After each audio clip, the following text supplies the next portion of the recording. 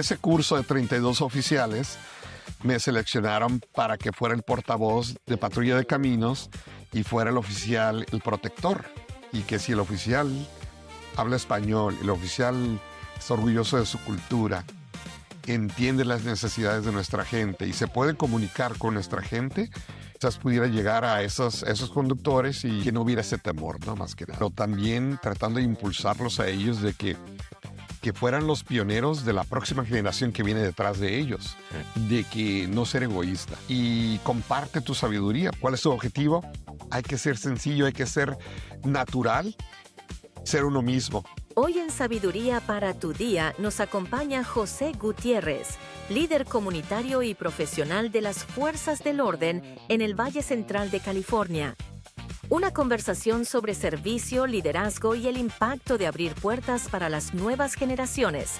Esta es una historia de compromiso, comunidad y propósito. Bienvenido, José. ¿Cómo estás? Gracias por acompañarnos el día de hoy. Gracias, bienvenido a tu casa. Es un placer estar contigo, Álvaro. Pues ahora, mira, estamos aquí, ya tenemos mucho tiempo de conocernos. Es un placer poder conocer un poquito de tu historia. Yo sé que cuando andamos en esta misión de poder ayudar, impulsar y a motivar a nuestra gente, es porque algo ha nacido dentro de nosotros para poder hacer y dar lo mejor a nuestra comunidad. Queremos comenzar primero con nuestra historia antes de ti. Queremos conocer un poquito de dónde vienes, de dónde son tus padres, quiénes son y cómo te influyeron, especialmente en tu temprana edad. Perfecto, me parece bien. Pues empecemos. Y originario de una combinación de dos padres de tierras muy conocidas en México, el estado de Sinaloa y el estado de Jalisco. Mi padre, originario de San Julián, Jalisco. Mi madre de una región de Sinaloa conocida como la Hacienda de Tamarindo, y eventualmente se casaron y procrearon una familia. Ahora dime, ¿cuántos fueron de familia? Somos 7 hermanos y hermanas. Somos una familia muy unida. Los 5 primeros hijos nacimos uno tras otro. Okay. Yo soy el segundo mayor, pero mis padres, coincidentemente, decíamos que eran muy sincronizados porque 2 de los hermanos nacimos en un mes de junio, Ajá, otros 2 en un mes de octubre y otros 2 en un mes de abril. ándale. Y en cada uno de esos meses eran pareja, hombre y mujer. Ándale. Hombre y mujer, y eventualmente, ¿no? La séptima fue la última. Y fuimos naciendo uno tras otro. Primero fue una mujer, mi hermana Virginia, la mayor.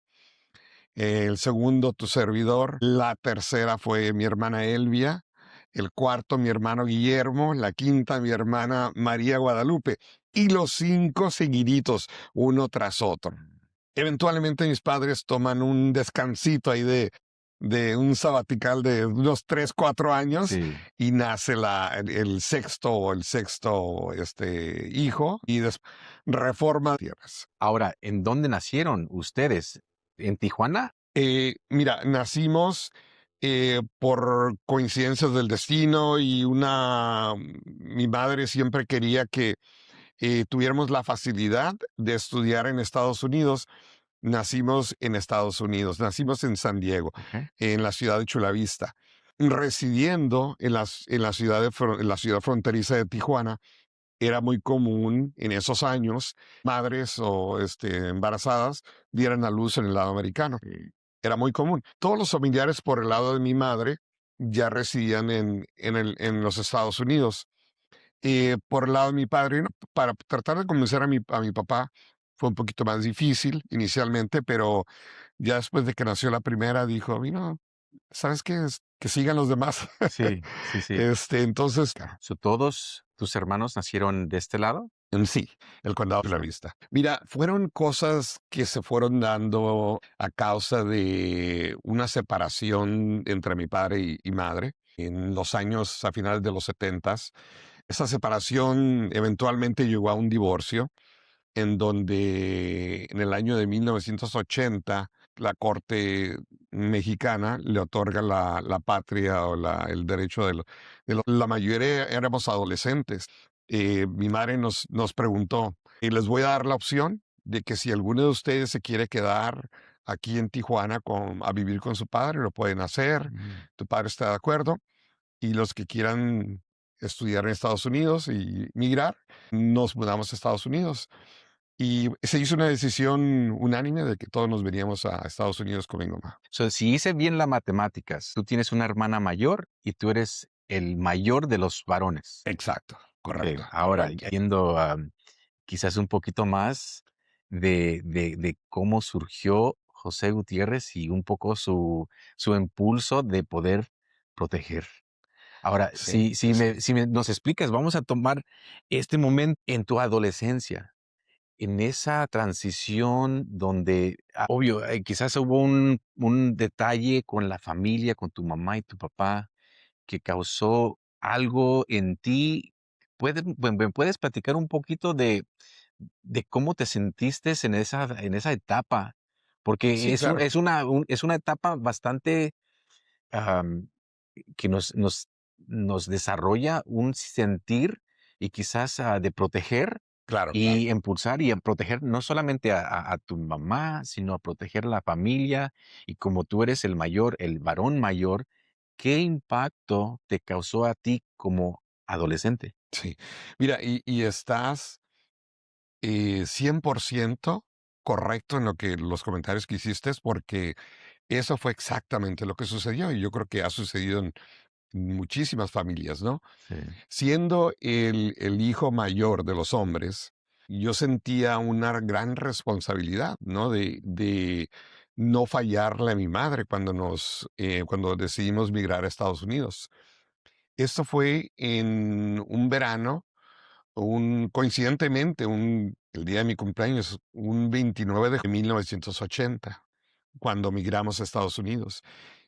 Yo acababa de cumplir 16 años. Wow. Entonces, viendo que mis hermanos y hermanas necesitaban un poco de guianza, algunos de ellos, otros más independientes, obviamente. Entonces, ese verano de 1980, llegamos a la ciudad de Delano, California. En Delano teníamos familiares, un hermano de mi mamá, mi tío Lázaro Rentería, un señor que fue como un segundo padre para nosotros, un hombre muy trabajador, un hombre muy digno de ser un gran embajador y representante de la cultura mexicana, y un hombre joven, porque se acababa de casar mi tío, tenía unos años ya casado, ya tenía sus hijos, pero era un hombre que desde muy joven él nos visitaba la ciudad de Tijuana, lo cual un hombre trabajador, cuando llevaba a su novia, pues la podía llevar a pasear a cualquier parte de México, pero él quería que su novia conociera a sus sobrinos. Y después nos dice que ya pasó la prueba familiar, que dijo, si tiene tanta paciencia Sí. lidiar con sus sobrinos, esto va a ser una buena madre. Entonces se llegaron a casar, ¿no?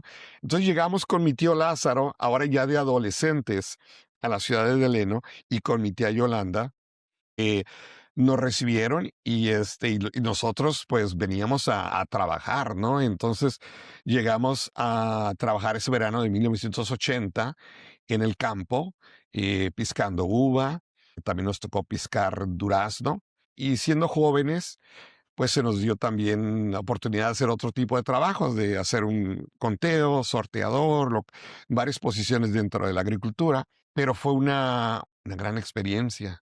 Nos abrió los ojos sobre lo difícil que era el trabajo del campo, lo difícil que era no nomás para uno de joven, pero para personas que ya tenían años, la gente campesina, es el tipo de vida que han conocido toda su vida, ¿no?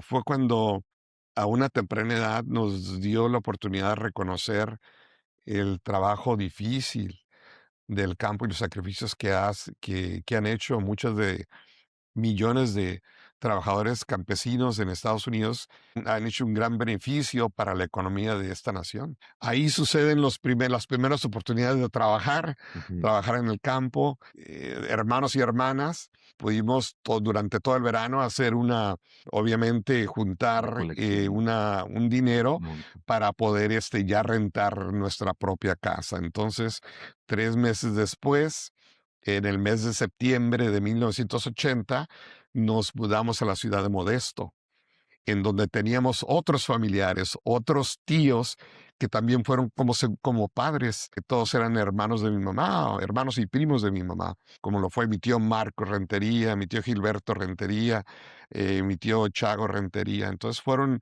hombres muy trabajadores, eran contratistas de campo, nos siguieron apoyando mucho en guiarnos y darnos la oportunidad de poder desarrollarnos aquí en Estados Unidos. En esa etapa vas encontrando los mentores en tu propia familia. ¿Cómo lograste utilizar eso como un modelo a seguir y aplicarlo en tu propia vida?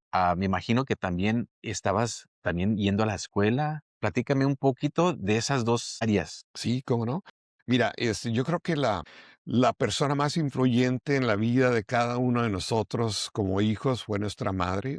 No porque haya sido una madre y nos haya procreado o nos haya instruido los valores morales en una familia. Una madre muy enérgica, una madre que tenía una gran habilidad de poder delegar varias responsabilidades en casa y manejar esas opciones para que siempre hubiera comida en casa, siempre los hijos tuvieran las necesidades básicas. A una temprana edad nos enseñó a planchar. O sea, yo me acuerdo que en mi primaria yo tenía que planchar mis uniformes. Lo mismo sucedió con mis hermanos y hermanas. Mi madre fue una persona que estudió costura y confección, hacía vestidos de novia, ella hacía ropita para los hijos también. Los enseñó a mis hermanas a usar la máquina de coser, a hacer necesidades, cositas básicas, a hacer la bastilla, lo cual yo me hacía mi propia bastilla en los pantalones Ujú. cuando era necesario, hacer ajustes de cintura o lo que sea, ¿no? Entonces,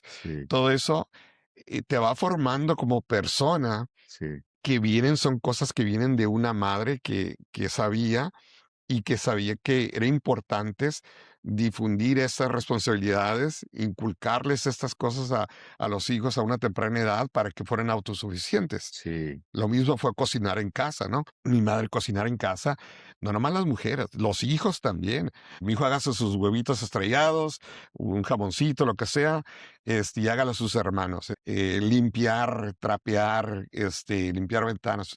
Todo eso era una práctica de hacer en casa y estamos hablando de que en aquellos años pues se lavaba a mano también, teníamos que lavar la ropa afuera y a mano, ¿no? Entonces son cositas que ahora uno los valora y entiende por qué una madre se preocupaba por los hijos. Pero lo muy importante de mi madre es de que para ella era importantísimo cuando llegamos a una etapa ya de ser adolescentes, lo siguiente, ella vio que ya no se había inculcado los valores morales, la religión de no faltar a misa los domingos, de ser una familia unida, de ser respetuoso en casa, cenar entre familia mm, y ser muy considerado y limpio, porque mi mamá no era de las que te veía con una manchita o te ponías algo 2 o 3, una camisa 2 o 3 días. No, hombre, mi mamá tiraba berrinches. sí, Entonces, son cosas que hoy en día, como te digo, los valora uno. Mi madre fue una gran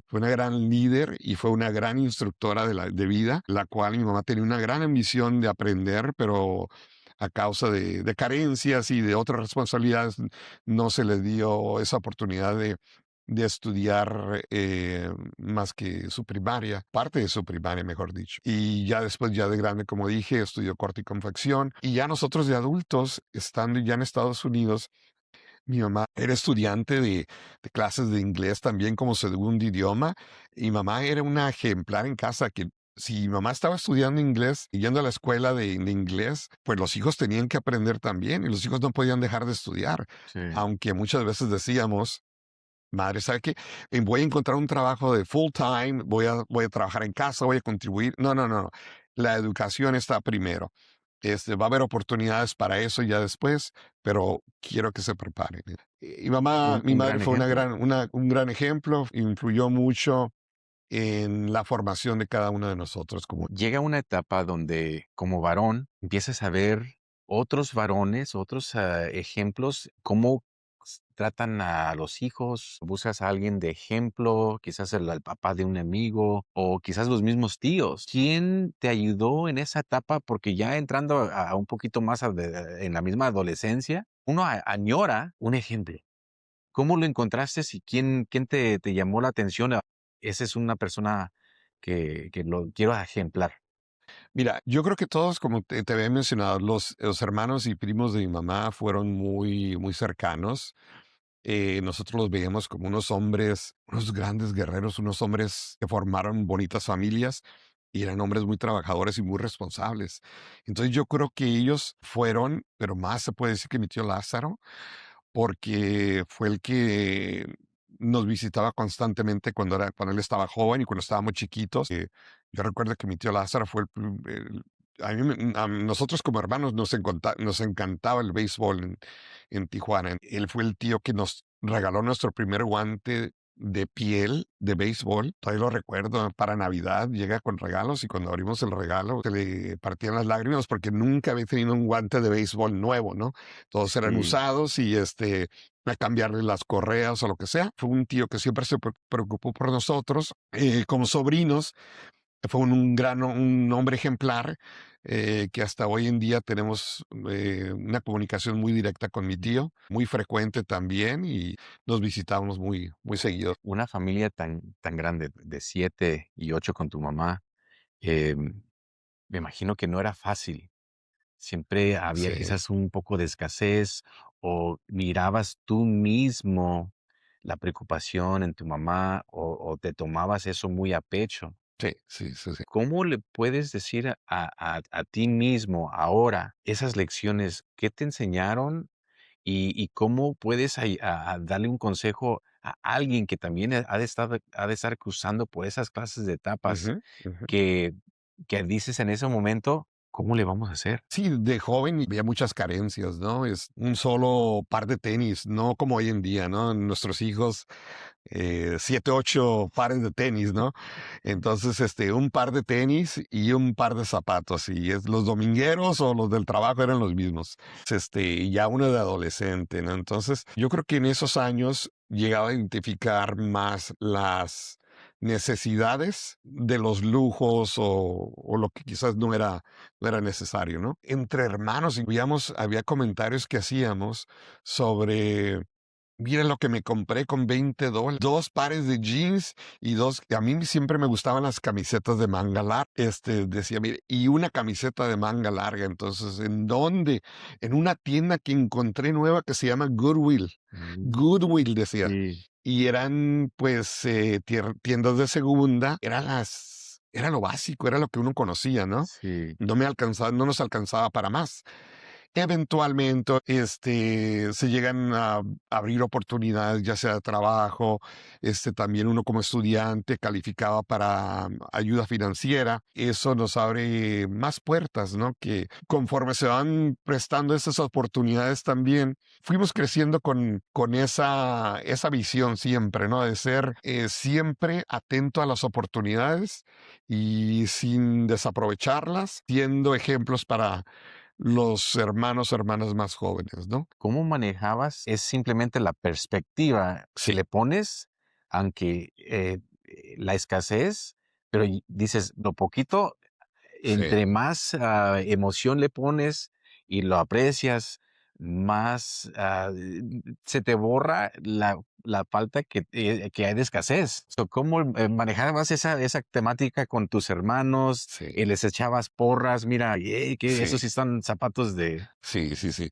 En primer lugar, aclaro que a pesar de las carencias y a pesar de una vida quizás un poco difícil al principio, no lo veíamos así, ¿no? Lo Ujú. veíamos como es lo único que hay y es lo único, hay que aprovecharlas. Y lo poquito que hubiera, éramos alegres. Siempre hemos sido una familia muy unida y muy alegres, muy Sí, alegres. Entonces había muchos convivios familiares alrededor de la mesa y como hermanos siempre fuimos muy carrilludos unos con otros. sí, Entonces, en los cumpleaños a veces era hacer un pastelito chiquito y no había invitados sí, porque no era alcanzaba para más. Siempre a las porras fuimos nosotros se mismos entre apoyaban, familia, sí, ¿no? sí, Tuvimos una madre que, como te dije, ya viéndonos crecer, ya formándonos, mi madre eh, sintió un gran alivio. También vimos que fue un alivio para ella, la cual se integró también al ritmo de la carrilla y ser más de aceptar sí. que tenía un 7 Es bonito ver la relación que se trae entre una familia grande y cómo se ayudan uno al otro para poder fomentar esa conexión familiar. Llegando ahora ya estudiando, empezaste en primaria, secundaria y cruzaste esas etapas. ¿Sabías inglés? ¿Lo tuviste que aprender? ¿Qué fueron las batallas o las barreras que tuviste al iniciar? a causa de eso y luego a pesar de que tuvimos las oportunidades de estudiar también en Tijuana, de escuela primaria, secundaria, preparatoria, teníamos una noción del idioma latín también. Entonces, muchas palabras gradualmente fueron fáciles, ¿no?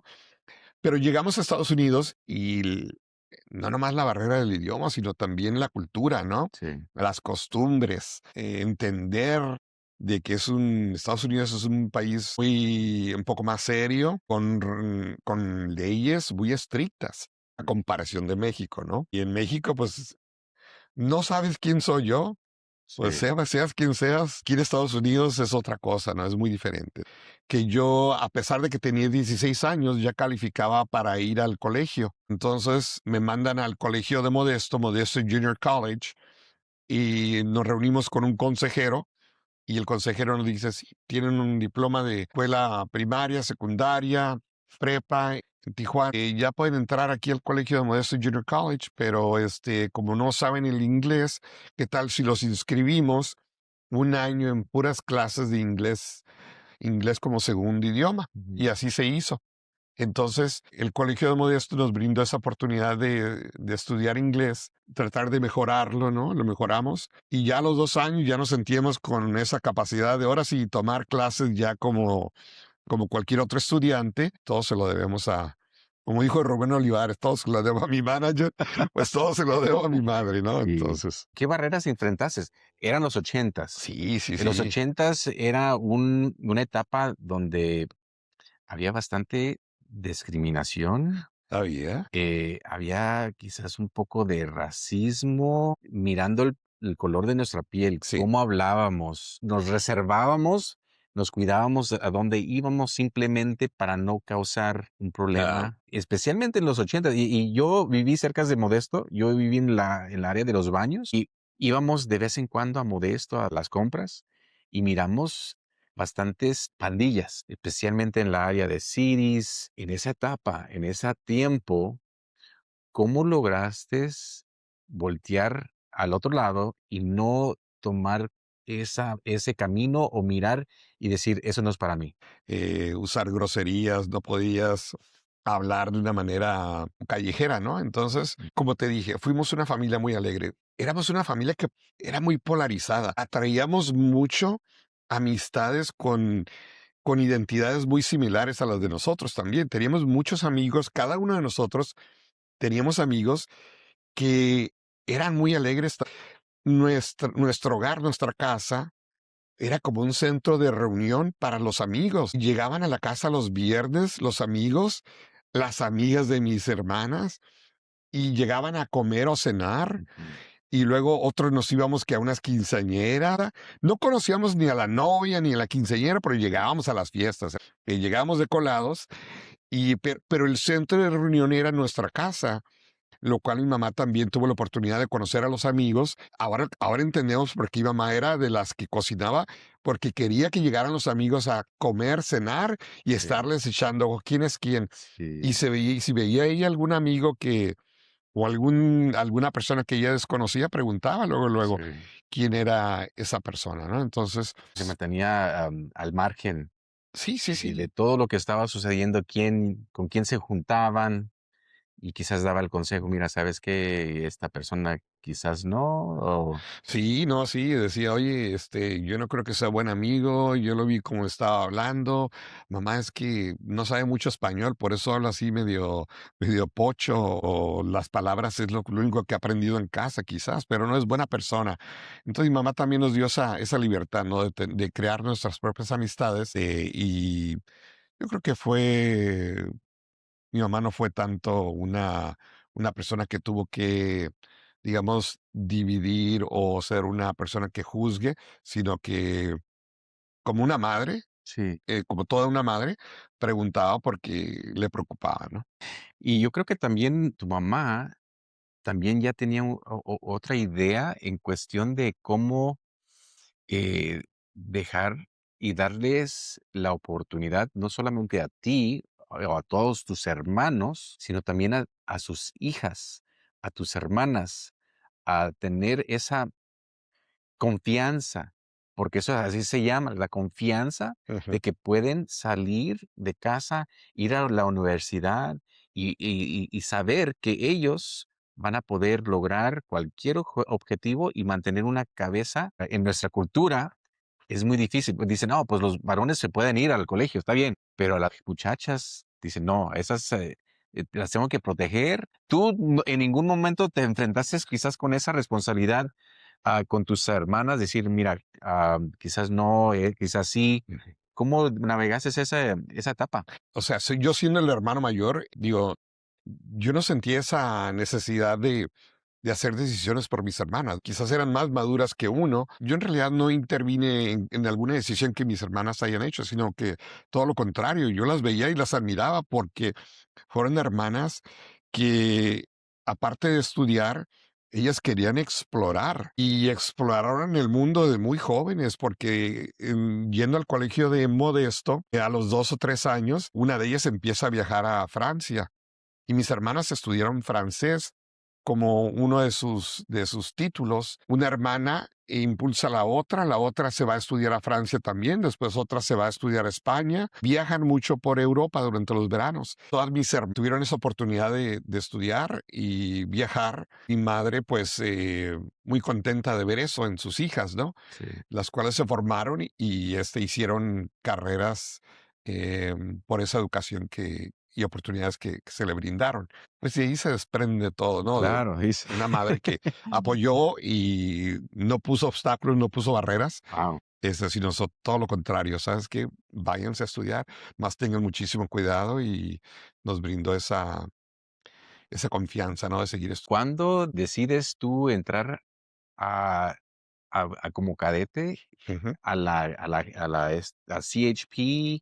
¿Cómo entraste? Platícame un poco de ese Muy bien. desarrollo, de cómo entraste y cómo dijiste, eso es lo que me nace. Que se hizo oficial. Me inspiró, me entró puedes decir, la semillita de, ¿qué tal si yo hago lo mismo, no? Después escuché en una estación de radio en español, en aquellos años, a un oficial de la patrulla de caminos que estaba haciendo una entrevista en español y me llamó muchísimo la atención y fue lo que me hizo, de alguna manera, cambiar y hacer un giro hacia la carrera del oficio de ser policía en lugar de ser maestro. Y ese oficial me tocó conocerlo años después y trabajar con él y trabajar para él. Wow, Y fue Jorge Chávez. wow, Jorge Chávez. Entonces tuve esa gran oportunidad de seguir los pasos de Jorge Chávez. 6 años después de haber llegado a este país, aplico para ser oficial de patrulla de caminos. En aquellos años, en 1986, el proceso para ser oficial era muy lento y era muy extenso el proceso. Duraba 2 años. A los 2 años me aceptan como cadete y un día 12 de diciembre de 1988, el Día de la Virgen de Guadalupe, me reporto a la Academia de Policía cuando empieza mi Academia de Policía de la Patrulla de Caminos en Sacramento y ahí inicia mi carrera. En un 12 de diciembre de 1980. So, entraste a la academia, Ujú. de allí te aceptan y llegaste a conocer a Jorge, uno de tus después mentores. ¿Qué impacto ya cuando lo conociste? Dijiste, wow, habla español, se desarrolla muy bien. ¿Cómo decidiste que la comunicación iba a ser la clave para Sí. poder entrar y ser esa faceta Ujú. como tu carrera en CHP? Me gradúo de la Academia de Patrulla de Caminos. Me toca patrullar en el condado de Kern County, la ciudad de Bakersfield, y ahí estuve patrullando por cerca de 3 años. Cuando se brinda una oportunidad de tomar un curso en la ciudad de Fresno, como oficial de patrulla de caminos, me mandan a este curso para oficiales bilingües. Y hubo 32 oficiales que atendimos este curso, identificarnos y concientizarnos sobre las necesidades y cómo hacer unas entrevistas en español con los medios de comunicación. En esos años, Univisión 21 estuvo presente y nos ayudó a ser parte de ese curso en 1991. En 1991, es donde yo conozco en persona ya a la persona que escuchaba en la radio frecuentemente, en comerciales, en entrevistas, Jorge Chávez. Entonces el oficial Jorge Chávez en ese año de 1991, me toca conocerlo, fue un gran placer conocerlo, empieza a haber esa comunicación con él. Yo regreso, después del curso, regreso a patrullar a Bakersfield y a los 3 meses mi comandante en Bakersfield me dice, ¿sabes qué? Te asignaron a una posición en Fresno. Habla con Jorge Chávez en Fresno. Y yo le digo a mi comandante, lo siento mucho, comandante, pero yo no apliqué para ninguna posición. Pues yo no sé, pero me habló Jorge Chávez que te seleccionaron para una posición y que le hables ahorita a la ciudad de Fresno. Me comunico con él, comunico también con otro sargento, Ted Eichmann, en Fresno, y me informan de ese curso de 32 oficiales.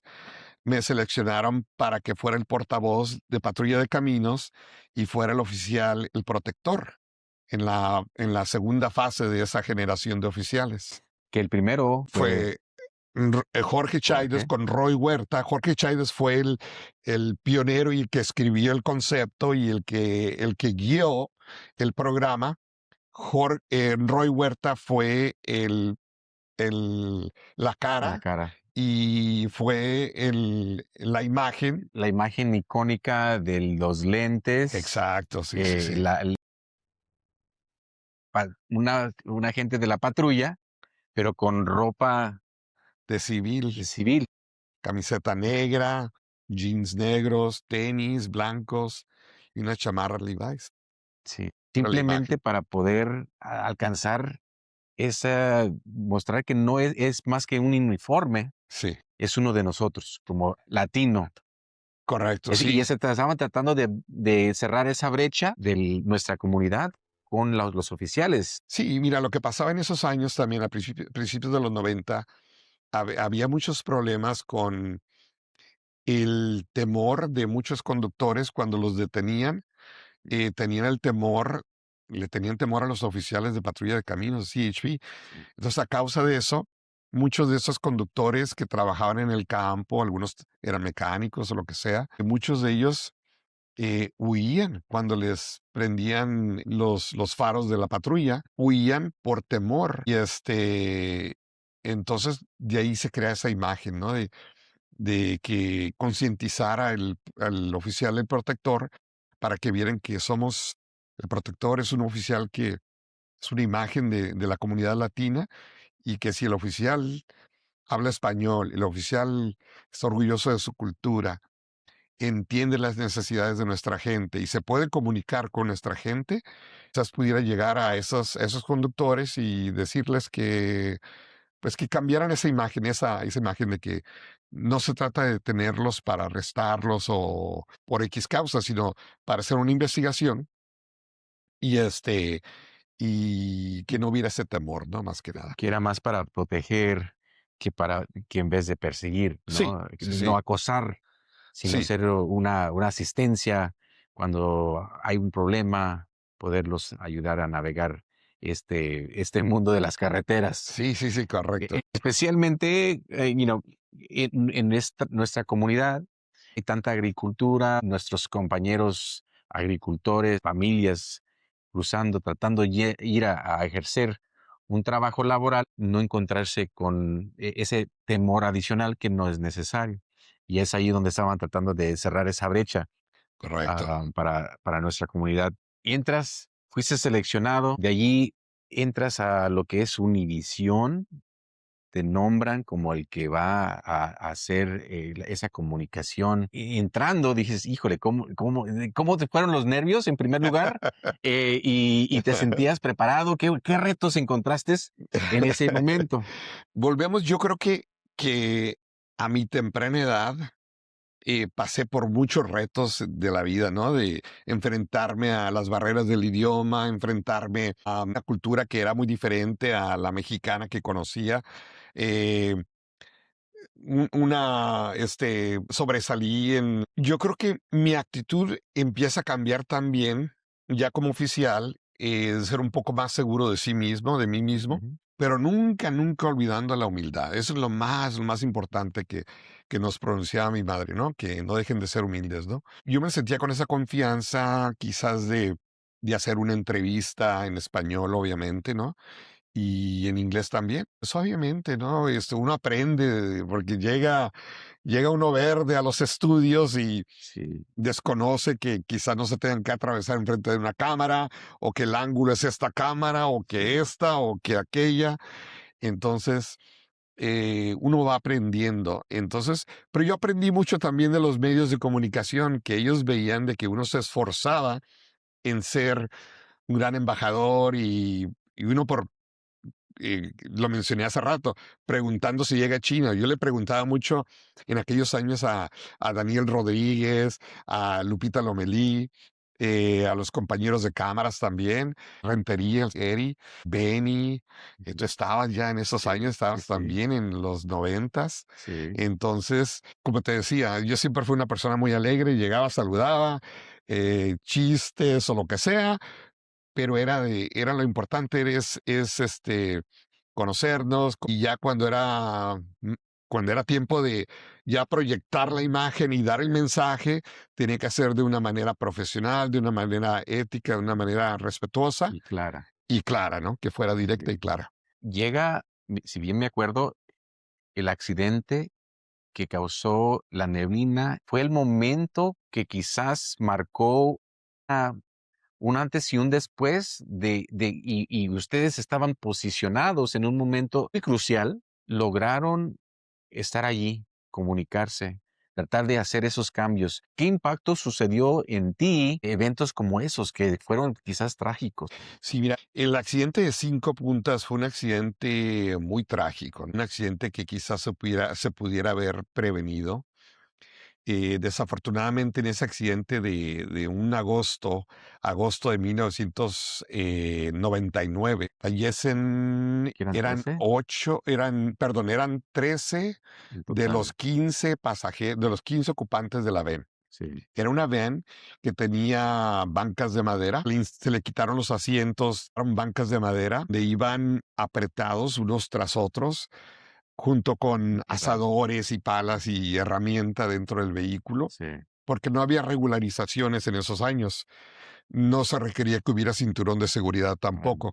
ajá, Entonces, desafortunadamente, un tractocamión de tomates con doble redila o sí, doble traila se da una vuelta en U a unas horas muy tempranas de la mañana, y cuando se está dando la vuelta en U de una manera muy lenta, viene esta ven que transportaba a los 15 trabajadores del campo, y sin frenar se impacta de frente con una de las trailas.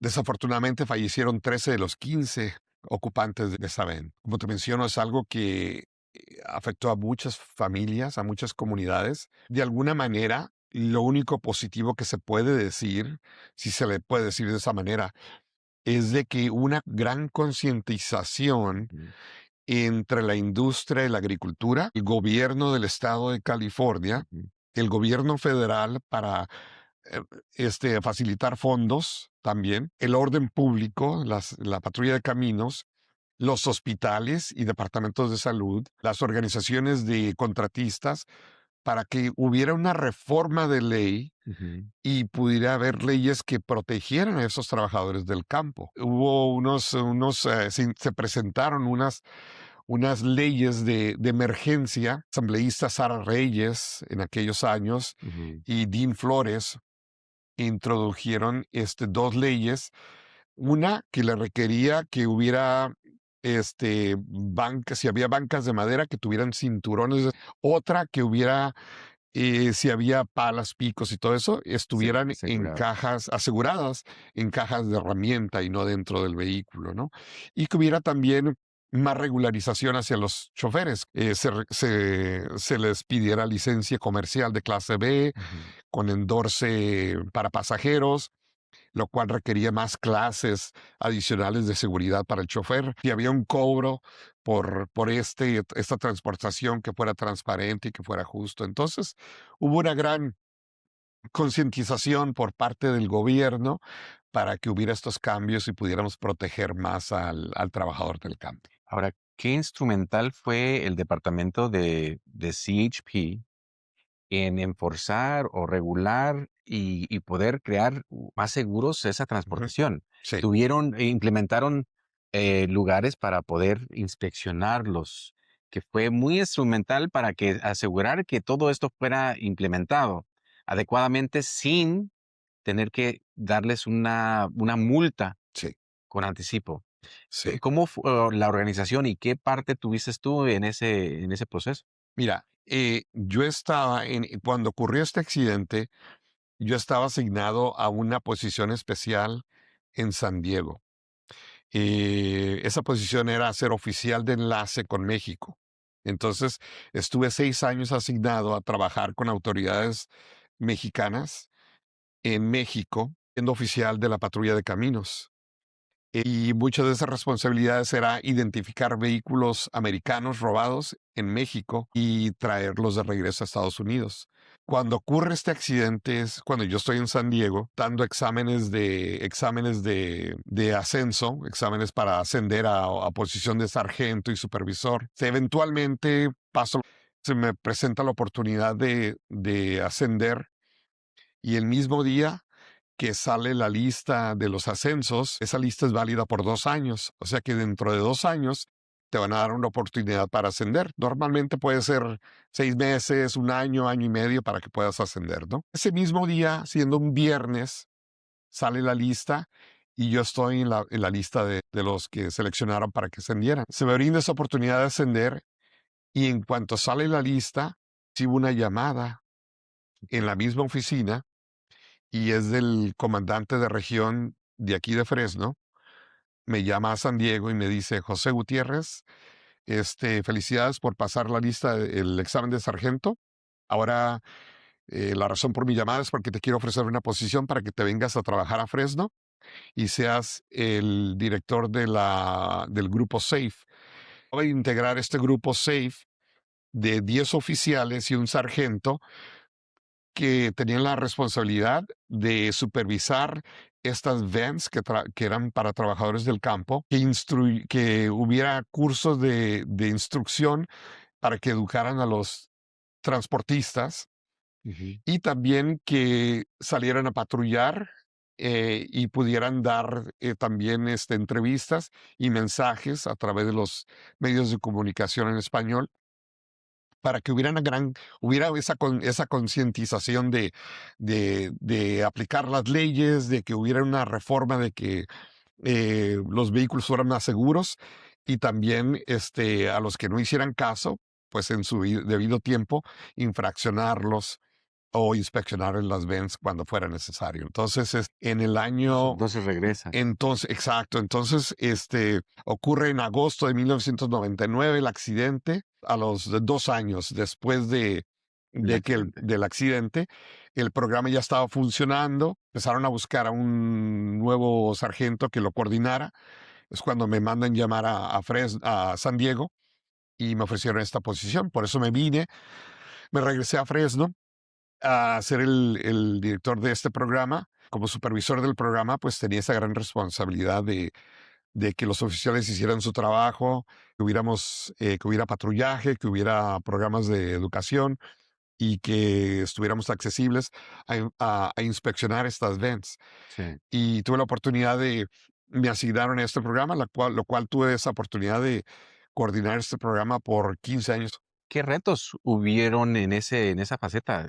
¿Encontraste retos donde dijiste, híjole, qué podemos hacer para ajustarnos?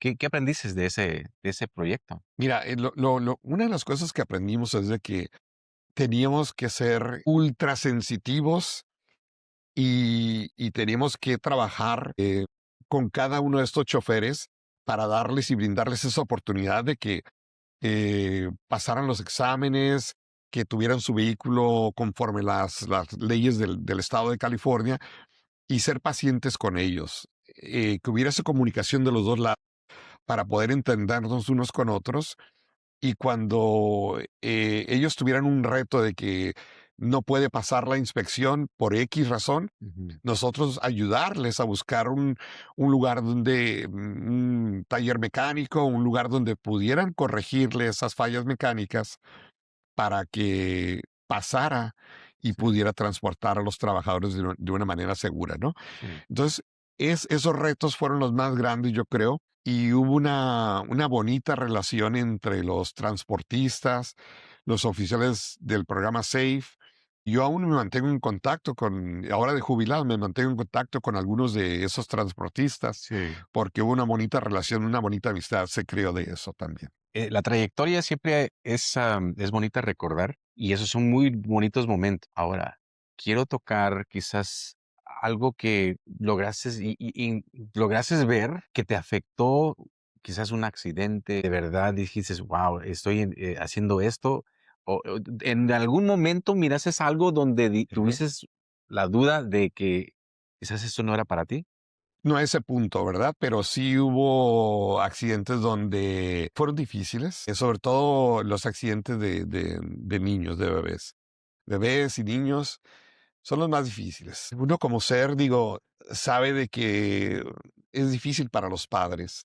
No puedo imaginarme lo terrible que se sentían, pero como yo me sentía, me daba hasta una tristeza poder abrir la boca y acercarme al padre para darle la noticia, ¿no? Ah, Y a veces, eso fue lo más difícil, ¿no?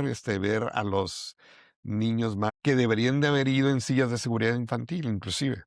Eso fue lo triste, ¿no? Hubo incidentes en donde hubo tiroteos, hubo incidentes, persecuciones, hubo incidentes donde, el sujeto no quería cooperar, pero todo eso se... Ahora, ¿nunca tuviste un momento donde te casaste, tuviste Ujú, tu familia, estás sacrificando que no sabes si al salir de la puerta logres regresar? ujú. Esa incertidumbre como un oficial am, se vive día a día. ¿Hubo momentos donde, o cómo lograste manejar quizás ese reto Sí, de a cada momento aprovechar antes de salir y despedirte de tu esposa, de tus hijos y, y decir hasta pronto, sí, porque uno nunca sabe? sí, sí, ¿Cómo lograses manejar eso? ¿Y qué consejo le das a los nuevos cadetes que están a punto de entrar a esta carrera claro. y se lleguen a enfrentar a esa misma situación? Mira, la carrera de policía de hoy en día es un poquito distinta a la que nosotros teníamos en aquellos años, ¿no? Quizás hoy en día, en aquellos años había un poquito más de respeto hacia los oficiales, ¿no? A comparación de hoy en día, pero aún así, no deja de ser peligroso, ¿no? De que uno salga de casa un día y quizás no llegue de regreso a casa a ver a su familia. Lo más importante es una preparación mental. Ujú. Empieza con una preparación mental.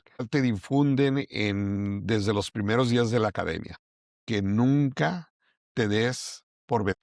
Tiene que haber una superación, no nomás física, pero tienes que eh, mentalmente de pelear hasta el último último aliento que des en tu vida, pero que nunca te des por vencido, ¿no? En caso de un combate, una pelea, un desarme de la pistola o lo que sea. Entonces, La preparación mental siempre es muy importantísima Ujú. porque tienes que hacer ejercicios mentalmente.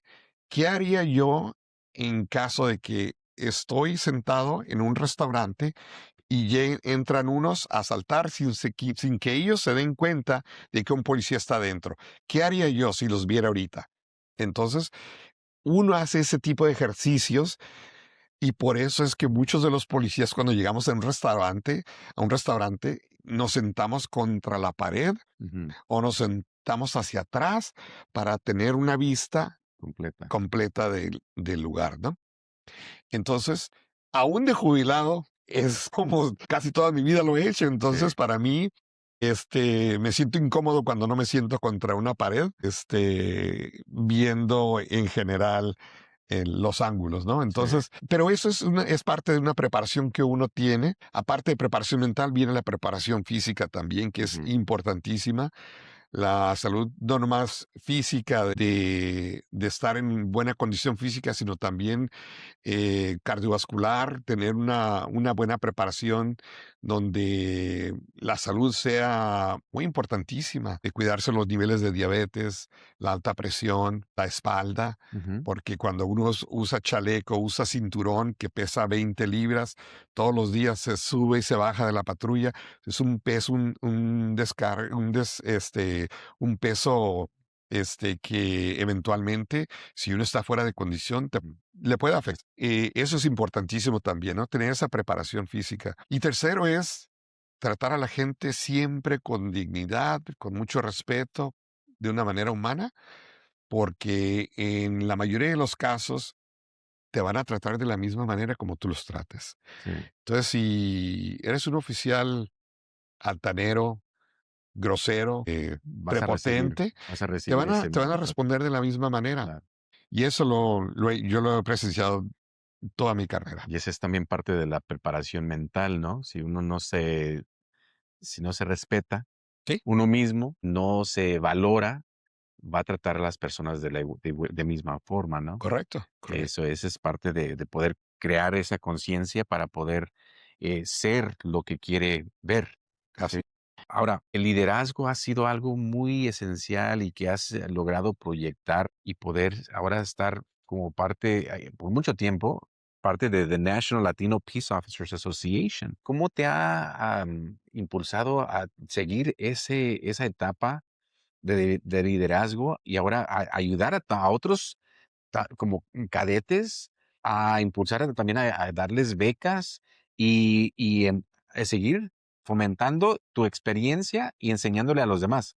Porque Ujú. yo en mi etapa que estoy cruzando, es algo que yo tengo un gran orgullo de poder compartir ese conocimiento con mis ahora nuevos compañeros que también están buscando el éxito. Ujú. Y la única forma que yo he encontrado es de no ser egoísta, Sí. de poder dejar esa puerta abierta para que más entren a esas posiciones y darles ese impulso, ese ánimo de que también ellos pueden lograr el éxito. ¿Cómo te ha ayudado a seguir y fomentar en esa organización? Mira, importantísima pregunta porque eso es lo más importante, Álvaro, de que no ser egoísta. Durante mi carrera de 32 años como oficial de patrulla de caminos, siempre y todos los oficiales que trabajaron para mí te lo pueden asegurar de que se les dio un trato de una manera digna, de una manera justa, Ujú. pero también tratando de impulsarlos a ellos de que fueran los pioneros de la próxima generación que viene detrás de ellos. Sí. Le digo, yo te voy a preparar para que tú seas un buen oficial o tú con el compromiso de que la próxima generación que viene detrás de ti, tú vas a hacer lo mismo, los vas a tratar de una manera digna, de una manera justa, ábreles las puertas, sé un mentor, sé un líder con ellos Ujú. y comparte tu sabiduría, porque es la única manera que vamos a poder, como una generación, seguir continuando con esos temas, ¿no? Entonces, es un tema importantísimo. Tuve la fortuna de que se me brindaron muchas oportunidades.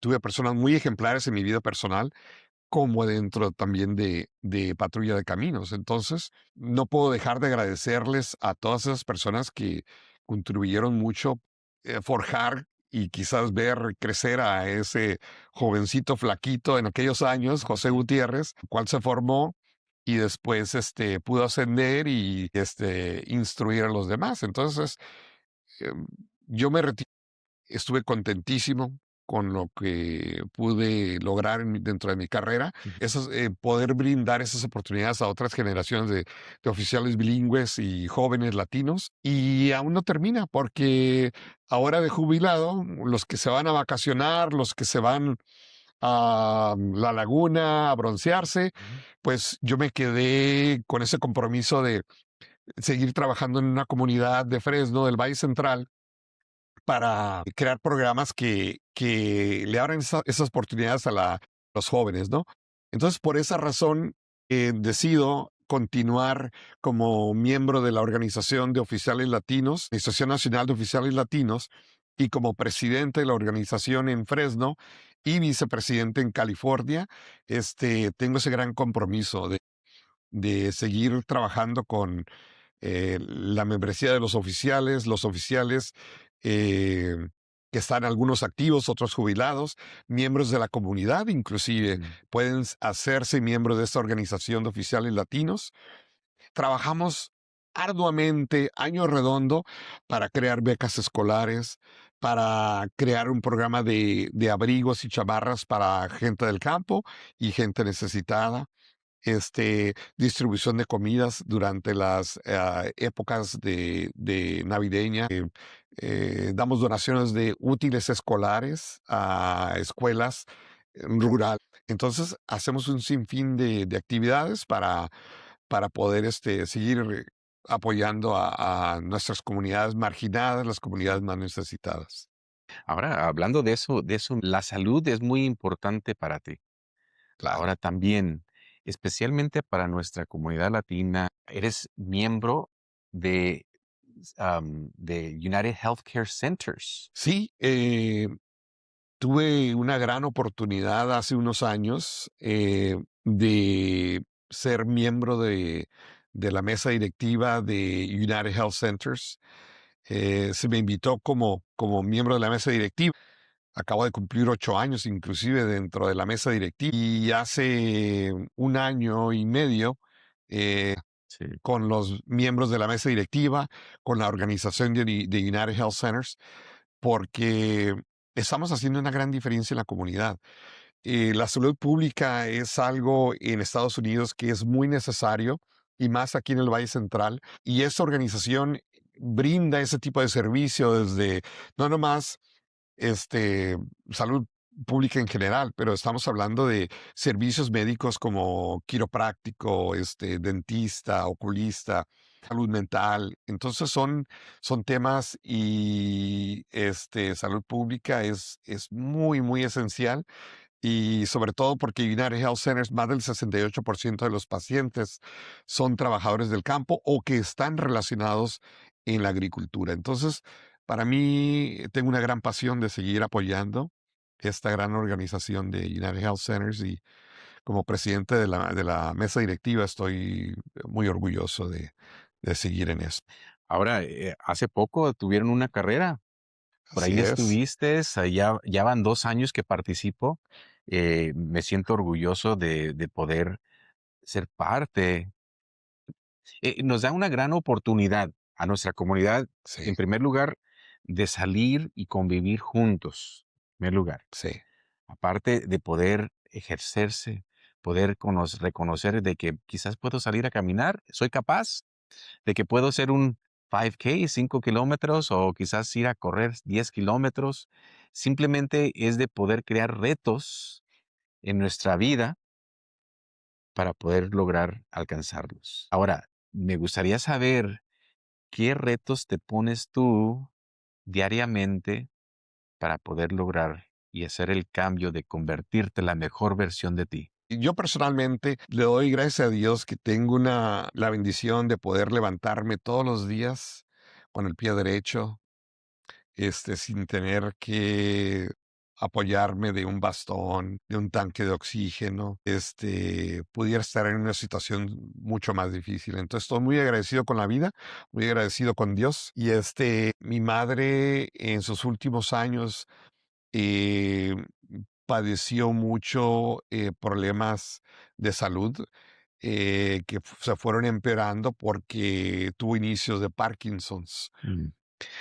Dentro de esto, de esta etapa de su vida, sus últimos eh, casi 15 años, 14, 15 años, mi madre fue empeorando cada año al punto de que ya necesitaba ella, dependía de mucha asistencia, mucha ayuda para poder vivir una vida digna y humana, ¿no? Eso nos une como hermanos, hacer una rotación entre hermanos y apoyar y contribuir para que mi mamá siguiera viviendo. A pesar de COVID, fue víctima de COVID 2 veces. Teníamos muchísimo cuidado porque a mi mamá en los hospitales ya la veían como si le pega COVID, no podemos hacer nada por tu mamá. Pues cuando le daba COVID, le dio COVID, mejor la trajimos a casa, porque ya en el hospital ya no la iban a atender. Sí, Y nosotros entre hermanos, pues la curábamos, la volamos como papalote. Órale, agárrate de aquel lado, mamá, vamos a volar. Y la sí. hacíamos, aunque no se podía comunicar mi mamá veíamos que la sonrisa de que la veíamos, queríamos quitarle las flemas Los de los pulmones, ¿no? pulmones. Sí, Entonces, vamos a volar boca abajo, usted es Superwoman, mamá. sí, La agarramos entre 4 hermanos y a ver, y una quinta hermana, a ver, sí. Muy bien. palpaditas en la espalda y empezaba a soltar flemas. Entonces, la salud siempre para nosotros fue muy importante, sobre todo en los últimos años, ver a mi mamá decaer un poquito por lo de Parkinson's fue difícil. Y es por eso que no quitamos el dedo del renglón cuando se trata de ofrecer una calidad de salud para el público. A mí, un libro cambió otra vez agarrar un poquito más de esa sabiduría. ¿Qué 3 libros hay que te gustan? Mira, yo creo que uno de los libros que quizá es de un líder muy efectivo. Entonces, ese libro instruye y concientiza al lector de, de la importancia de vivir una vida de una manera humana, ser organizado y ser consciente de las decisiones que uno vaya a hacer, cómo pueden impactarle a terceras personas. Entonces, eso me ayudó mucho dentro de mi carrera, ¿no? Sí. También como oficial. Un libro también que se llama El octavo hábito, que fue uno de sus últimos libros también.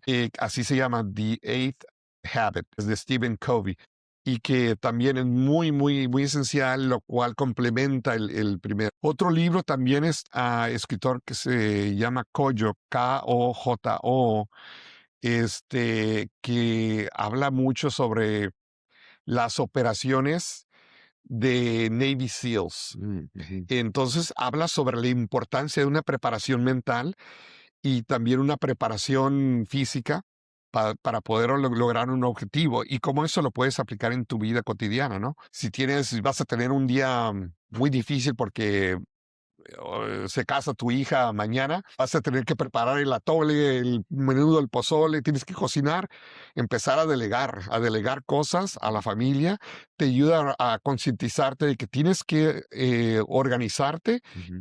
y delegar ciertas cosas a personas que te ayuden, lo cual para muchas personas puede ser muy difícil.